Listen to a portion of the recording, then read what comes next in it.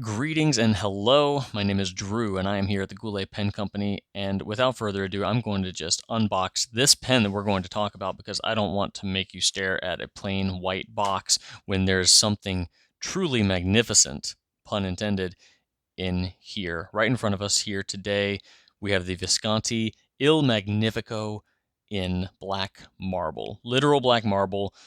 Let me just say, this pen is something special. And I have used many, many pens since I've been here, and the Il Magnifico series continue to just leave me speechless. I will try to have some speech here for this video, but it's sometimes overwhelming. So, right off the bat, you can see that we have a metal framed box lid with a glass window. This is legitimate, folks. And there we have the pen. Beneath the pen, we've got some literature and a card. This card will have all of the information you need to understand the ins and outs of your pen, including, but not limited to, your warranty information, your serial number, and everything. And as you'll see here, this is the power filler, not the double reservoir power filler. One thing that I have picked up on is that if it is an opaque pen like this, meaning no translucent material, no ink window, it's generally not the double reservoir power filler. It is just, one reservoir because you can't see any second reservoir of ink, so why put it in there? So just the one reservoir there, which is all you need. And then some literature for you, including some other very, very fine writing instruments from Visconti. Without further ado, let us investigate the pen we are here to see. And that is the Il Magnifico in black marble. And this pen, as I said before, is a real stunner. This pen and the series of pens, all of the Il Magnificos are made with precious stones, usually marble. There was a lapis lazuli version that still left me fairly breathless.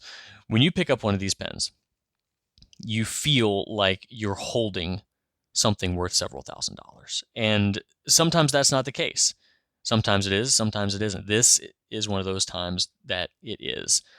It feels like a work of art. It feels like a lot of work went in to getting this thing from the marble and bronze that it once was into what you see before you in my hands.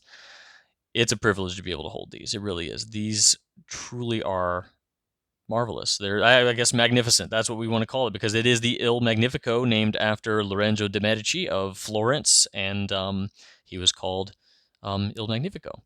And Visconti has been inspired, as they have been with other pens from the Italian Renaissance, and this certainly is no exception. So we've got Portoro marble, which also is from Italy. Pretty much this whole pen, other than maybe the feed, really, is entirely made by Visconti in Italy. So this is one of their in-house made nibs as well. So the 18 karat gold nib here you see is made in Florence by Visconti.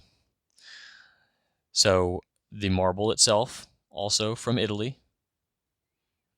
And the Portoro marble is known for being just this, black with gold veining. And it's a completely natural material. It will vary from pen to pen.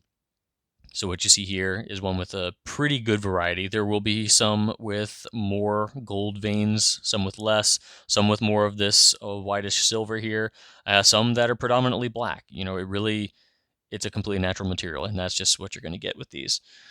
And as I said before, we've got a mixture of bronze and Portoro marble, but then we've also got rose gold accents as well. So we've got rose gold nib, we've got a trim ring here, a trim ring here, and then the clip, the famous Visconti bridge clip here is rose gold with the bronze cap. It also has a rose gold finial. So one interesting thing that not everybody might know is that these clips were designed not only for one-handed operation, but to be gentle on expensive garments and fabrics. So it does not have any sort of stay underneath the clip. So there's no ball, no roller, nothing to catch on material. And that was intentional. So that if you wanted to put this on a garment that you valued quite a bit, you could slide it on there one-handed and then simply pull it off without anything catching on a expensive pocket. So I suppose, you know, one might have an expensive pocket to match their expensive pen. I certainly would. If I bought this pen, I'd buy myself an expensive pocket to put it in. I don't know what you think, but I think this pen deserves an expensive pocket. So, as I mentioned, internal power filler, meaning vacuum. You unscrew the rear piston knob here, pull it out, and then at that point, you've got an internal piston that moves up. There is a space right about here that when you press this down, once it meets that space, it creates negative pressure, and vacuum pressure will then fill the pen with ink. So as long as this is completely submerged, you will get a nice full fill, and then you can tighten it down. So if you do tighten it down, you do close off that ink chamber. So you can either just write with what's here and in the feed, or you can open this up to open up that flow again. So at that point, everything that's in the primary ink channel will have a free roam all the way down to the tip. And then, like many other Viscontis, you're looking at the hook-safe lock system here, which include these unique notches and then corresponding pieces inside of the cap that then meet resistance with a spring-loaded inner cap and then requires nothing but a simple twist and it clicks into place. So not only is it a fun, exciting, unique, novel capping mechanism, but it also does really, really minimize drying out because it is a spring-loaded inner cap that's going to keep pressure down so that no air can get in. I've had a Homo sapiens with that same mechanism inked up for over a month, and it wrote just fine after being ignored for quite some time. And of course, the facets are always going to line up. No matter where you tighten it, everything's corresponding beautifully.